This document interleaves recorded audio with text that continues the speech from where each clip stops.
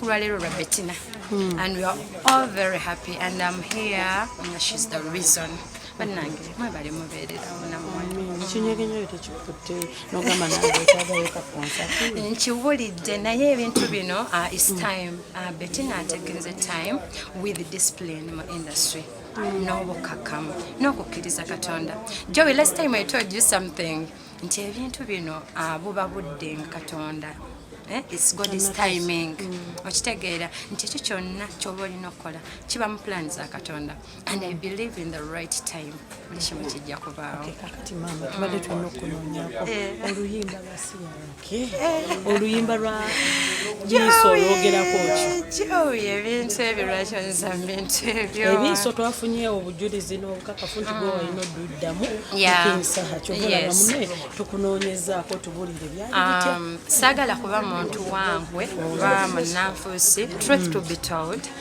naliwo ng'omugenzi Katolo Bwama mulamu mukama wange yagula oluyimba olwo in our presence yasasula omugenzi Katolo Bwama sijja kuzimanya naliwo endagaano engeri gye nali sirimu omukubasasuzi saateekako mukono oluvannyuma lw'okugula oluyimba olwo twagenda mu studio wa Nessim netulukolako ne King Saha naye terwafuluma yes so kyekyo ekitono kyenyinza olwogerako nti obujulizi mbulina nti mukama eyali mukama wange yagula oluyimba olwo kubeewo omugenzi Katolo Bwama nga tannaba mulamu bwensi eno wategeerako kyekyalulemeso mwalu recordinga mu studio twakolako part of it twalukolako ne Saha ne lusigalayo wa Nessim